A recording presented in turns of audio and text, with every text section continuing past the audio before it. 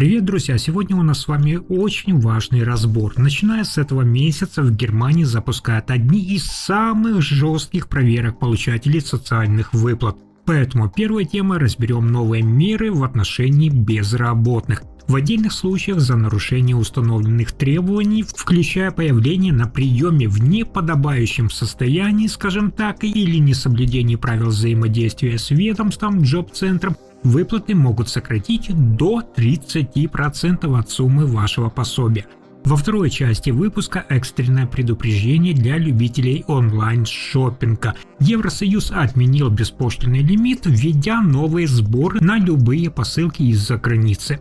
А под занавес, друзья, результаты масштабного аудита рынка труда. Официальные отчеты показали, что число безработных в стране превысило количество реальных вакансий почти, внимание, в 3 раза. Досмотрите до конца, будет максимально полезно. Итак, друзья, давайте разберем, как же именно чиновники закручивают гайки для 5,5 миллионов получателей выплат. Прежнее гражданское пособие Bürgergeld заменено новой системой базового обеспечения Grundsicherung.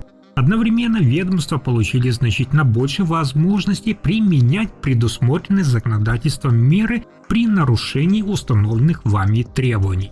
Эти жесткие, скажем так, меры вводятся на основании масштабного законопроекта, который Федеральный совет Германии окончательно утвердил в конце, напомню, марта 2026 года.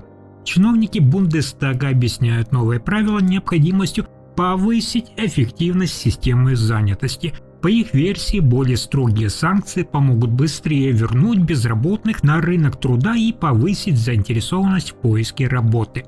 Однако многие аналитики сегодня считают, что одновременно речь идет и о стремлении сократить государственные расходы.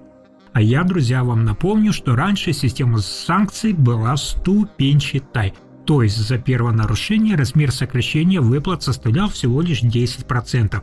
При повторном игнорировании ведомства планка увеличивалась до 20%, и лишь при последующих нарушениях размер сокращения мог достигать 1/3.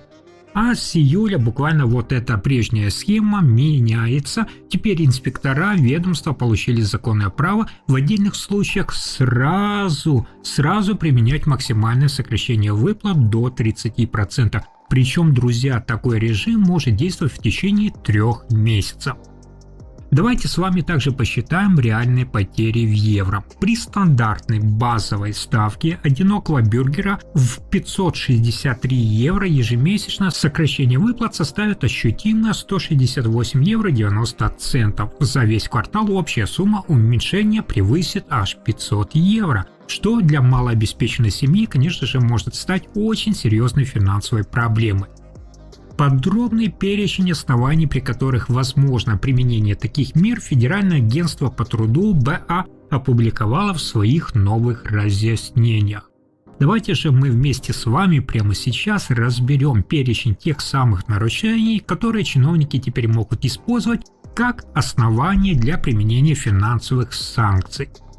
Первым пунктом идет отказ от предложенного куратором места занятости без уважительной причины, даже если в вакансии человеку не подходит. Сюда же относится и самовольный отказ от обучающих курсов и других интеграционных программ поддержки. Кроме того, инспекторы получили право учитывать пассивность соискателя. То есть, если человек не сможет подтвердить, что действительно рассылает свои резюме и предпринимает какие-либо реальные попытки найти работу. Но, друзья, наиболее спорная часть новых правил касается оценки поведения непосредственно во время приема в самом ведомстве, в джоб-центре. Если ваши действия, манеры или внешний вид, например, заявителя, вызовут у куратора обоснованные сомнения относительно его готовности сотрудничать или выполнять требования программы, это может повлиять на дальнейшую оценку ситуации. Например, появление в кабинете с явными признаками алкогольного опьянения либо в крайне неопрятном состоянии. По информации о новых правилах может быть расценено как тот самый фактор, свидетельствующий о нарушении обязанностей получателя пособия. В зависимости от обстоятельств и результатов рассмотрения конкретного случая это может привести, соответственно, к применению финансовых санкций. При максимальном размере такого сокращения ежемесячные выплаты могут соответственно и уменьшиться примерно на те же самые 168 евро в месяц. Внутренняя директива самого ведомства Джоб-центра четко разграничивает, где заканчивается обычная невнимательность и где, по мнению чиновников, начинается умышленное нарушение условий интеграции.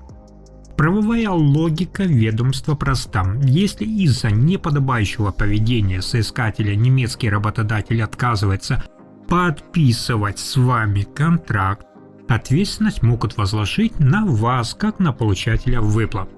Например, пришли на официальное собеседование в компанию с явными признаками алкогольного опьянения или в рваной грязной одежде. Получили отказ работодателя, после рассмотрения обстоятельств ведомства вправе применить к вам предусмотренные законом санкции и сократить те же самые выплаты до 30%. Понятно? Причем чиновники распространили аналогичные требования и на плановые визиты к самому куратору. Первую неявку без уважительной причины инспекторы, как правило, не считают основанием для максимальных санкций, однако, друзья, если гражданин пропускает второе приглашение подряд, последствия становятся значительно серьезнее и, конечно же, пособие может быть сокращено на треть сроком на 30 дней. Наиболее жесткие меры предусмотрены при неоднократном игнорировании вами официальных уведомлений. Согласно действующим регламентам федерального правительства, при трех, друзья, подряд необоснованных неявках базовое обеспечение может быть полностью, что правильно, прекращено в соответствии с установленной процедурой. Дополнительно под более пристальное внимание попадают и самозанятые бюргеры, которые и оформляют государственные дотации для поддержки своего бизнеса. В их отношении даже несколько серьезных нарушений или тех же ошибок в отчетности могут повлечь за собой существенные финансовые последствия. Единственным законным способом защититься от применения тех самых финансовых санкций остается внезапное ухудшение вашего здоровья. Однако и здесь чиновники выстроили достаточно такую, я бы назвал, жесткую бюрократическую процедуру. Просто сообщить своему куратору, например, по телефону, или в электронном письме, что вы неожиданно заболели и поэтому пропустили встречу, теперь уже недостаточно. Чтобы медицинские основания официально признали уважительной причиной, соискатель обязан строго соблюдать установленный порядок действий. Внимание! Известный немецкий адвокат Штефан Мельцер особо подчеркивает, что нарушение установленного регламента подачи документа может существенно осложнить защиту своих прав. Понятно? То есть вы должны как можно быстрее уведомить ведомство сразу после того, как поняли, что физически просто-напросто не сможете явиться на назначенную встречу. Следующий критически важный шаг – это своевременно предоставить официальную справку о временной нетрудоспособности, строго соблюдая установленные сроки. Но самое главное, о чем забывают сотни и тысячи бюргеров, всегда сохраняйте надежное подтверждение отправки документов.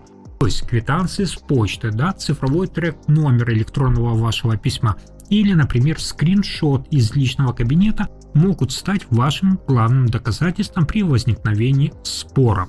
Если же хотя бы один из обязательных этапов будет пропущен или документы окажутся оформлены ненадлежащим образом, ведомство может не признать ваш больничный уважительной причиной отсутствия и применить предусмотренные законодательством меры, включая те же самые сокращения выплат примерно на 168 евро. А теперь, друзья, давайте не будем останавливаться и сразу перейдем к масштабному таможенному разбору, где новые правила Евросоюза серьезно меняют привычные условия бюджетных покупок в интернете. Сегодня для миллионов любителей недорогого онлайн-шоппинга наступают заметные изменения. Чиновники приняли решение отменить многолетнюю льготу, которая освобождала от уплаты таможенных пошлин в зарубежных отправлениях общей стоимостью до 150 евро. Раньше, вы знаете, этот лимит позволял бюргерам массово заказывать недорогую одежду, аксессуары и гаджеты, практически даже не задумываясь о дополнительных таможенных расходах. Причиной такого решения стал огромный поток небольших посылок, который за последние годы значительно вырос благодаря поставкам с азиатских торговых площадок. В Брюсселе заявляют, что европейским производителям и продавцам становится все сложнее конкурировать с крайне низкими ценами крупных зарубежных маркетплейсов. Согласно утвержденным изменениям, за товары, заказанные на популярных платформах Temu, Shein, AliExpress или Amazon, в ряде случаев будут взиматься дополнительно фиксированные сборы, внимание, в размере около 3 евро за отдельную товарную категорию. Если, например, вы одновременно закажете брюки и футболку, такие товары могут быть отнесены к разным категориям, и итоговая сумма дополнительных платежей способна увеличиться, правильно, до 6 евро. Для многих покупателей это на самом деле существенно снижает прежнюю выгоду от заказа недорогих товаров из-за границы. Давайте с вами вместе на конкретных цифрах посчитаем, насколько ощутимо может стать этот дополнительный удар по бюджетам рядовых покупателей, то есть нас с вами. Ключевая особенность данной реформы заключается в том, что новые пошлины могут начисляться не на всю общую коробку, а на отдельные товарные категории внутри вашего отправления. То есть, иными словами, если вы заказываете товары на азиатских маркетплейсах или на американском портале Amazon, отправляющем продукцию со складов за пределами Евросоюза, дополнительные сборы могут рассчитываться отдельно для разных видов товаров. При большом количестве покупок итоговая сумма расходов способна увеличиться. Покупка одной куртки и пары обуви может обойтись вам примерно в дополнительные 6 евро сборов. Если же вы решите полностью обновить свой гардероб к сезону и набрать сразу 5 разных предметов, например, джинсы, свитер, пару маек и головной убор, то итоговая сумма дополнительных платежей может увеличиться примерно уже на 15 евро. И учтите, друзья, что речь идет только о дополнительных сборах. Дальше, к ним также могут добавляться коммерческие тарифы самой службы доставки и фиксированные сервисные платежи за оформление документов со стороны почтовых операторов, например, Deutsche Post или DHL. В результате ваша долгожданная покупка может оказаться намного дороже, чем рассчитывал покупатель, существенно сокращая выгоду от недорогих заказов в интернете. И еще одна важная тема на сегодня – это подробный экономический разбор, который поможет по-новому, друзья, взглянуть на ситуацию на рынке труда Германии. Свежая статистика затяжного экономического спада выглядит весьма тревожно. Общее число официально зарегистрированных безработных в стране сейчас примерно в 3 раза превышает количество всех доступных свободных вакансий. Расчеты сегодня показывают, что даже если бы абсолютно каждый соискатель обладал идеальной, скажем так, квалификацией и профильным образованием, значительная часть людей все равно не смогла бы найти работу из-за банальной нехватки самих рабочих мест. Начиная с 2022 года локомотив немецкой экономики фактически остается без заметного роста. Цены в супермаркетах, вы сами видите, росли заметно быстрее, чем скромная индексация окладов бюргеров. Люди были вынуждены существенно сокращать свои бытовые расходы, поскольку общая покупательная способность населения до сих пор не вернулась к благополучным показателям, существовавшим, напомню, до пандемии. При этом свежий опрос коммерческих директоров вселял осторожную надежду. Популярный барометр занятости от Мюнхенского института ИФА в мае немного улучшил свои показатели, поднявшись до отметки 93,9 пункта. Главный статист Клаус Волле-Раббе в интервью газете Handelsblatt признал, что корпорации смотрят в будущее несколько оптимистичнее, однако большинство промышленных предприятий по-прежнему планируют дальнейшее сокращение персонала. Методология, друзья, этих расчетов строится на детальном анализе кадровой политики, внимания, 9500 крупных корпораций и средних фирм. Эксперты опрашивают руководство этих заводов, торговых сетей, логистических холдингов и строительных концернов, выясняя их реальные планы по найму персонала на ближайший квартал. Аналитический срез показывает тревожную тенденцию. Количество коммерческих структур, временно приостанавливающих наем сотрудников, значительно превышает число компаний, которые готовы открыть новые вакансии. Представляете? В авангарде этого спада находятся ключевые отрасли немецкой индустрии. Это химический сектор и автомобильная промышленность, где сокращение персонала в последние годы фиксируют особенно часто. Параллельно, друзья, непростая ситуация со спросом продолжает оказывать давление на розничную торговлю, складскую логистику и международный туризм, где обороты бизнеса заметно также снизились. Сектор капитального строительства уже долгие месяцы остается в состоянии затяжного, друзья, спада без какого-либо признака быстрого восстановления. Одним из немногих относительно устойчивых направлений остается сфера услуг, где вырос спрос на квалифицированных юристов и налоговых консультантов, поскольку в условиях экономической неопределенности многим жителям Германии требуется профессиональная помощь в вопросах финансов и налогового законодательства. Руководитель конъюнктурных исследований Тима Вальмельсхозер констатирует, что общая стагнация заставляет бизнес максимально осторожно подходить к расходам на персонал. Вместо создания тех же самых новых вакансий, коммерческий сектор Германии вынужден проводить масштабное их сокращение персонала. Наиболее заметное сокращение сейчас разворачивается на конвейерах автомобильных гигантов и в цехах химических предприятий, которые сокращают производственные смены. Поэтому, друзья, рассчитывать на быстрое какое-либо улучшение ситуации или, скажем, резкое снижение уровня безработицы в ближайший квартал объективно нам с вами не приходится. А напротив, сухие математические расчеты показывают, что рабочих мест в стране пока существенно не хватает для всех желающих. По отчетам Федерального агентства по труду, номинальное число официальных зарегистрированных безработных в весенний период снизилось на 13 тысяч человек, остановившись на отметке чуть более 3 миллионов.